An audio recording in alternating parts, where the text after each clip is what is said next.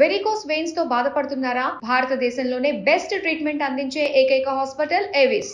నమస్తే రమగారు. నమస్తే రమగారు, చందమామ కథల్లో సాధారణంగా మనం జంతువుల్ని మనుషుల్ని చూస్తుంటాం. మనుషుల కన్నా జంతువుల కన్నా మనుషులు బాగా తెలివైన వారు అనేది మన కథలో మనం చూస్తూ ఉంటాం కదా. సాధారణంగా కూడా అంతే, కానీ మనకన్నా వాటికి ప్రేమ విశ్వాసం ఎక్కువ ఉంటుంది కాదంటారా? జంతువుల్లో విశ్వాసం అంటే కుక్కలకే విశ్వాసం ఉన్నట్టు కనపడుతుంది, మిగిలిన ఏ జాతికి విశ్వాసం ఉన్నట్టుగా చూపించరు. లేదు, బహుశా ఓన్లీ కుక్కల వరకు అనుకోవాలి.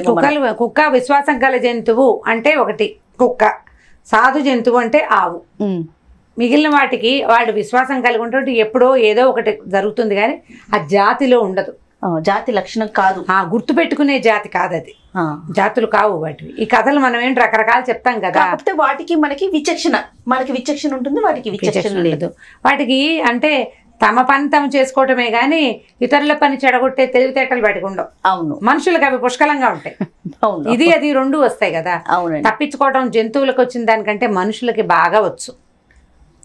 మాట్లాడే అవకాశం ఉందనుకో జంతువులతోటి సులువుగా తప్పించుకోవచ్చు. మనకి కథల్లో జంతువు మనిషి మాట్లాడుకున్నట్టు కనిపిస్తాయి. చందమామలో ఎక్కువ చూస్తూ ఉంటాం. ఒక కథ చెప్దాం చూడు. అలాగే బంగారు పిలక.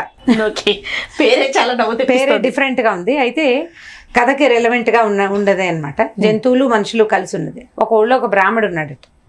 ఆ కాలంలో వ్యక్తులకి శిఖలు తల గుండు పిలక ఉండేవి కదా. బ్రాహ్మలు తమ శక్తి అనుసారం లోహాలతో చేర్చుకున్నారు. బంగార పిలక, వెండి పిలక, రాగి పిలక, ఇత్తడి పిలక, ఇలా పిలకలు పెట్టుకునేవాళ్ళు. ఆ పిలకను బట్టి వాళ్ళ శక్తి కనపడుతుంది అనమాట. ఈయన బాగా ఆస్తిపరుడు, ఈయనకి బంగారు పిలక ఉంది. మనం జడలో పెట్టుకునే జడ తీసుకుని వెనకాల పెట్టుకునే చామంతి బిళ్ళ, పైన పెట్టుకునే నాగరలు, చందమామలు, చంద్రవంకలు, సూర్యవంకలు, వాటి వల్లే మన డబ్బులు తెలుస్తాయి, మన నగల వల్లే కదా. అలాగే ఈ బ్రాహ్మడు పెట్టుకున్నటువంటి శిఖ బంగారపదే వెండిదే అనే దాన్ని బట్టి ఆయన స్తోమత తెలుస్తుంది. కాదు రమ్మగారు, ఇది కథ అయినా నిజంగా అలా ఉండేవారు అంటారా? కథ అంతే, కథనే చెప్పుకోవాలి. అయితే ఈ బ్రాహ్మడట పక్క ఊరులో ఉన్న వాళ్ళ అత్తగారింటికి వెళ్దాం అనుకున్నాడు. అక్కడ ఏదో వ్యవహారం అయితే వెళ్ళదలుచుకుంటే ఏమైంది, చక్కగా తయారయ్యాడు, స్నానం సంధ్య తెమిల్చుకుని ఈ బంగారు పిలకని నెత్తి మీద పెట్టుకుని వెళ్తుంటే ఏమైంది, ఈయన ఊరు దాటిన తర్వాత పొలిమేరలలో ఒక కుర్రాడు గొర్రెలు కాసుకుంటున్నాడు. వాడు పిల్లని గోవి వాయించుకుంటున్నాడు. ఆ పిల్లని గోవి సరదాలో పడి వాడు చూసుకోలే. ఈ గొర్రెలకి పక్కగా ఒక మూల ఒక నక్క పొంచుందిట. ఒకటో రెండో గొర్రెలు నేసిపోతుంది. ఈయన దూరం నుంచి నడిచొస్తున్నాడుగా. ఈ కుర్రాడు వీడి పిల్లని గోవి, గొర్రెలు, మూల ఉన్న నక్క అన్నీ చూసేసాడు. చూసి ఓ అబ్బాయి చూసుకోరా ఇక్కడ నక్క పొంచుంది అని చెప్పేసరికి అలా వాడేం చేశాడు, రాళ్ళు బెడ్డలు విసిరికొట్టి ఓ కర్ర విసిరేసి నక్కని బెదిరించి తోలేసి గొర్రెల్ని బాగా తనకు కనపడేలాగా ముందుకు జరుపు కూర్చోబెట్టుకున్నాడు. నక్క పారిపోయి ఏమనుకుంటే ఎవరెవరా బ్రాహ్మడు పిలక వీడి వల్ల కదా నా తిండి పోయింది, లేకపోతే నా పిల్లలు హాయిగా 2 గొర్రె పిల్లల్ని మేసి సుఖంగా ఉండేవి, ఈ పూటకు తినేసి బ్రాహ్మడికి శాస్త్ర చేయాలనుకుంది. మధ్యాహ్నం అయ్యేసరికి ఈయన ఏం చేశాడు, ఓ చెరువు దగ్గర ఆగి మొహం కాళ్ళు చేతులు కడుక్కోవడానికి దిగాడు. అయితే నెత్తి మీద ఉన్న పిలక నీళ్ళలో కొంగినప్పుడు పడిపోదు, అసలే బంగారు పిలక. అందుకని ఏం చేశాడు, తన సామాన్లతో పాటు అంటే సంచి, ఓ బాణాకర్ర, వాటితో పాటు తన పిలకను కూడా తీసి అక్కడ భద్రపరిచి నీళ్ళలోకి దిగాడు. ఈయన మొహం కాళ్ళు చేతులు కడుక్కుని ఓ 4 మంచినీళ్ళు తాగి తెచ్చుకుని చెంబులోకి నీళ్లు ముంచుకుని, మంచినీళ్ళు తాగాలి కదా తినేటప్పుడు, తెచ్చుకునే లోపల ఈయన అక్క చల్లగా అక్కడికి వచ్చి ఈయన బట్టల్లో పక్కన పెట్టినటువంటి బంగారు పిలకని చేత్తోపుచ్చుకోవాలి, నోటితో ఖర్చుకుని పట్టుకెళ్ళింది. ఈయన ఏం చేశాడు, పైకి వచ్చి మెల్లిగా సంచిలోంచి ఏదో ఫుడ్ తీసుకున్నాడు, తిండి ఏదో తెచ్చుకున్నాడుగా మధ్యాహ్నం తినడానికి. అది తిన్నాడు. సరే వస్తువులన్నీ సవరించుకుని పిలక పెట్టుకుందామని చూసేసరికి పిలకలేదు. అయ్య బాబోయ్ ఇదేంటి, ఇది ఎలా మిస్ అయిపోయింది, బాగా ఆలోచించాడు. దారిలో ఎక్కడా పడిపోవాలా, ఖచ్చితంగా నేను తీసాను, నాకు గుర్తుంది. చూస్తే తన సామాన్ల పక్కన నక్క నుంచున్నట్టుగా దాని పాదాల గుర్తులు, పరిగెత్తినట్టుగా దాని కాళ్ళ గుర్తులు కనపడ్డాయి. కాబట్టి నక్కే తీసిందని అర్థమైపోయింది. ఇందాక ఫుడ్ చెడగొట్టాను కాబట్టి దాని తిండి చెడగొట్టేశాడు. అందుకని అది ఈ పని చేసిందని ఏం చేశాడు, నక్కని వెతకడానికి పోయాడు. ఆ పొదలో ఈ పొదలో వెతుకుతుంటే అతను వంగి చూస్తున్నాడు ఎక్కడుందని. నక్క పొట్టిది కదా జంతువు, ఎక్కడైనా దాక్కుందని చూస్తున్నాడు. ఈ కిందకి చూసే క్రమంలో చుట్టుపక్కల వాతావరణాన్ని అబ్జర్వ్ చేయలే. ఆ పొదలు ఈ పొదలు కదిపేసరికి ఓ పొదలో వచ్చి గుర్రమంటూ పెద్ద పులి ఒకటి బయటకు వచ్చి సమయానికి వచ్చావు, నాకు దాహం వేస్తుంది, రామని పిలిచేసరికి బ్రాహ్మడు బెదిరిపోయాడు. అయ్యి బాబు ఇది ఇంకా ఏమైనా ఉందా మన మీద పడతాను, బాబు నన్ను వదిలేయమన్నాడు. వదిలేయమంటే పులింది, నాకు ఆకలి లేదయ్యా, ఎండగా ఉంది కదా దాహం వేస్తాం, కాబట్టి నీ మెడ దగ్గర నరాన్ని అలాగా కొరికి ఓ 4 రక్తం పీల్చితే వెళ్ళిపోతాను, కమ్మగా ఉంటుంది మనిషి రక్తం అంతే అనేసరికల్లా ఈ తెలబోయి ఏమన్నాడు, అమ్మ బాబు మెడ దగ్గర నరం తెంపాక ఇంక బతుకుంటాడా? తర్వాత ఏదో ఒకటి పిక్కు తింటుంది తన్ని. అందుకని ఏమన్నాడు, అది కాదండి, మీరేమో అడవికి రాజు, ఇంత పెద్ద పులి, నిన్ను మించిన రాజు ఎవడు ఉండడు, నువ్వు ఇంత రాజువి శిఖలేని బ్రాహ్మణ్ణి తింటావా? నువ్వు రక్తం పీల్చడం అంటే నన్ను తినడం కదా అర్థం. నా చూడు పిలక కాస్తా పోయింది, పిలక లేదు. శిఖలేని బ్రాహ్మడు అంటే ఎందుకు పనికిరాడని బ్రాహ్మడు కాదు, శిఖ లేకపోతే బ్రాహ్మడే కాదు. నువ్వేం చెప్పుకుంటావు? మీ కుల పెద్దలు, కులంలో మిగిలిన వాళ్ళ దగ్గరికి వెళ్ళి మీ జాతి వాళ్ళకి చెప్పాలి కదా, ఫలానా బ్రాహ్మడు రక్తం పిలిచి అంటే బ్రాహ్మడికి శిఖ లేదు అనే సంగతి తెలిస్తే పరుగు పోతుంది. అందుకని నా శిఖ వెతికి పెట్టు. నక్క వెతుకుపోయింది, మన ఇద్దరం కలిసి వెతుకుదామని అడిగాడు. పూలంది సరే పద వెతుకుదామని. అది కూడా ధర్మ సూక్ష్మం కరెక్ట్. ధర్మశాస్త్రాల్లో చెప్పారు శిఖ లేని బ్రాహ్మడే కాదు, కాబట్టి వాడు రక్తం పీలిస్తే పరుగు పోతుంది. రెండు కలిసి అక్కడ ఇక్కడ వెతకడం మొదలెట్టాయి. వీళ్ళిద్దరూ నడిచిపోతుంటే పైన ఒక మామిడి చెట్టు మీద నుంచున్న ఒక బొంతకాకి చూసింది.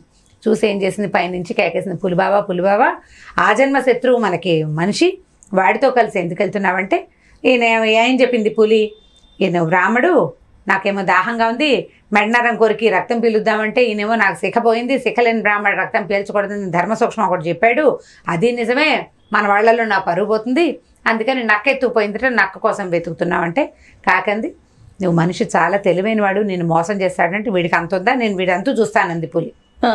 అంటే ఇదేమంది కాకి, నువ్వు మీరంతా వెతకద్దు, అవతల చెరువు పక్కన ఒక గొయ్యి ఉంది, దాని పక్కన ఒక బండ ఉంది, ఆ గోతులో ఉంటుంది నక్క, పిల్లల్ని పెట్టింది, పిల్లలతో పాటు అది అక్కడ ఉందని. అది ఎక్కడో చూపించమన్నారు. సో ఫుల్ అడ్రస్ చెప్పేసింది. ఇప్పుడు బ్రాహ్మడు, పులి, కాకి ముగ్గురు కలిసి అక్కడికి పోయారు. పోయాక ఏం చేశారు, పిలవమన్నాడు. పిలవమంటే బ్రాహ్మడు అన్నాడు, ఇప్పుడు నేను పిలిచాను అనుకో నా గొంతు గుర్తుపట్టి అది రాదు, పోని పులి పిలిస్తే భయంతో రాదు, కాబట్టి ఇప్పుడు ఎవరు పిలవాలి, కాకిని పిలవమందామని కాకి దాన్ని పిలువు, నక్కని పిలవమంటే ఇదేం చేసింది, నక్క బాబా బయటికి రా, చుట్టాలు వచ్చారు, నీకోసం కడుపు నిండా ఆహారం తెచ్చారు, బయటికి రమ్మంది. రమ్మనేసరికల్ నక్క లోపల చిన్న కూతురికి జడేస్తుంది. జడేసి ఇప్పుడు పిలక పట్టుకొచ్చింది కదా, ఆ పిలకని దాని జుట్లో పెట్టాలన్నమాట. మా అబ్బాయికి ఎంతమంది కూతుర్లు సరదాగా చెప్పడానికి ఏముంది, 3 or 4 పిల్లలు ఉన్నాయి, చిన్న పిల్లకి జడేస్తోంది, జడేసి ఆ పిల్లకని అలంకరించాలి. అయితే ఏమైంది, నేను మా పిల్లకి జడేస్తున్నాను, ఇప్పుడు నేను రానంది అనేసరికల్లా ఇక వీళ్ళకి ఒళ్ళు మండిపోయింది బ్రాహ్మడికి. సరే ఏం చేశాడు, నువ్వు మళ్ళీ ఇంకోసారి పిలువు అని చెప్పాడు. ఈ జడేస్తున్నాను అనగానే పిల్లకి అందులో పెడుతుంది, బ్రాహ్మడికి అర్థమైంది, అందుకని ఈయన కోపం వచ్చిందనమాట. సరే మళ్ళీ పిలవమంటే కాకింది, మళ్ళీ పిలిచిందనమాట. నక్క బావా నీకోసం రుచికరమైన పదార్థాలు వచ్చినాయి, ఒకళ్ళు కాదు 2 చుట్టాలు వచ్చారు, పెద్దవాళ్ళు, ఒకళ్ళు అడవికి పెద్ద, ఒకరు ఊరికి పెద్ద, నువ్వే పెద్దవని, నీకు అడవికి పెద్దవాళ్ళ తర్వాత నువ్వే పెద్దవాడివని నిన్ను పిలవడానికి వచ్చారని మళ్ళీ కేకేసరికల్లా 1, 2 అనేసరికల్లా ఊరు పెద్ద అడవి పెద్ద అనగానే దీనికి డౌట్ వచ్చింది. అసలే జిత్తులు మారిది, గట్టిగా వాసన పీల్చి చూస్తే ముందు మనిషి వాసన, తర్వాత పులి వాసన 2 వచ్చినాయి. ఊరు నాయను ఇంకేముంది, ఈ పిల్లక కోసమే వచ్చి ఉంటారు వీళ్ళని. ఏం చెప్పింది, అయ్యా గట్టు మీద ఒకళ్ళని పుట్ట మీద ఒకళ్ళని కూర్చోమను, నేను వస్తానని. అయితే సరే బ్రాహ్మడు ఏం చేశాడు, చెట్టు ఎక్కాడు, అక్కడ చెట్టు ఉంది, ఈ పులి గట్టెక్కి కూర్చుంది, చెరువు గట్టెక్కి. ఎప్పటికీ నక్క రాలేదు. రాకపోయేసరికల్లా పులికి కోపం వచ్చేసింది. ఈ బ్రాహ్మణ్ అంటే నీకు పిలకక్కర్లా గిలకక్కర్లా, రా నువ్వు కిందకి అంటే, అలా కాదు నక్క ఉందో లేదో చూడు, నా పిలక దొరికాక నన్ను పీల్చేద్దు కానీ నీదే ఇష్టం. అక్కడి నుంచి ఏం చేసింది పులి, గబగబా ఈ కంట దగ్గరికి వెళ్ళి, ఒక గోతులో ఉంది కదా, ఈ నక్క ఏం చేసింది, ఇంత లోపల పిల్లల్ని తీసుకుని దానికి 2వ వైపు ఒక ఓపెనింగ్ ఉంది, ఆ పిల్లక అక్కడ పారేసి తన పిల్లల్ని వేసుకుని పారిపోయింది. పోనీలే. అక్కడి నుంచి సరే ఈ పులి ఏం చేసింది, పంజా పెట్టి బాగా గోతుని తవ్వింది. పులి కాకి 2 లోపలికి వెళ్ళినాయి ఆ గోతులోకి. బ్రాహ్మడు చెట్టు ఎక్కాడు, దిగిరాలి, దిక్కండా కూర్చుని ఉన్నాడు పైన. ఈ లోపలికి వెళ్ళేసరికల్లా ఏమైంది, వీళ్ళకి నక్కలేదు, దాని పిల్లలు లేవు, 2వ వైపు ద్వారం ఉంది, అటు వెళ్ళిపోయిందని తెలిసిపోయింది. అక్కడ ఇక్కడ చూస్తే ఆ బంగారు పిలక అక్కడే కనపడింది. అక్కడి నుంచి పిలక కనిపించింది, బంగారు పిలక అక్కడే కనపడింది. కనపడేసరికల్లా ఈ పులి కాకి బయటకు వచ్చేసరికల్లా పులి అంది, బ్రాహ్మడా ఇదిగోరా అని పిలక కిందకు వచ్చి పిలక తీసుకో, నువ్వు పిలక పెట్టుకున్నాక నేను నీ మెడగనారం కోరికి రక్తం తాగుతాను అనేసరికల్లా బ్రాహ్మడు అన్నాడు, అమ్మో అలా కాదు, నాకు భయం వేస్తుంది కిందకి రావటానికి, ముందు అసలు నా పిలక నాకు పెట్టాలి ఫస్ట్, తర్వాత నా కొత్త ఆలోచన రావచ్చు అనేసరికల్లా నేను ఎట్లా వచ్చి చెట్టు ఎక్కి పెడతాను, నువ్వు పిచ్చి వేషాలు అంటే చిరుత పులిని పిలుస్తాను, అదైతే చెట్టు ఎక్కి నిన్ను దింపేస్తుందని పెద్ద పులి బెదిరించింది.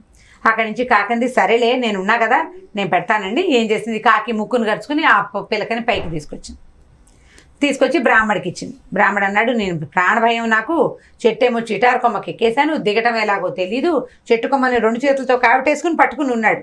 చెట్టు ఎక్కాక పట్టుకోవాలి కదా, అందుకని నా పిల్లక నువ్వే పెట్టమన్నాడు అనేసారు కాకిని. ఆ కాకి ఏం చేసింది, ఆ ముక్కుతోటి కాళ్ళతోటి పెట్టడానికి వెనక నెత్తి మీద చేరింది. చేరంగానే బ్రాహ్మడు ఏం చేశాడు, ఓ చెయ్యి వెనక్కి పెట్టి చటుక్కున ఆ కాకిని పట్టేసుకున్నాడు. పట్టుకుని తనకు పై పట్టేది ఒక తువ్వాలు ఉందిగా, తువ్వాల్లో చుట్టాడు ఒక చేతితోటి, చుట్టి కిందకి పడేసాడు. పడేస్తే పులంది, ఏమిటి అవేవో పడేస్తున్నావు అంటే, నీకు బాగా దాహంగా ఉంది కదా, ముందు నువ్వు ఈ కాకి రక్తం పీల్చి తాగేసి, ఆ తర్వాత నువ్వు ఇంకా మంచి జంతువుని ఏదైనా చూసుకుందు కానీ నన్ను వదిలిపెట్టేయమన్నాడు. అనేసరికల్లా ఒప్పుకోలేదు పులి.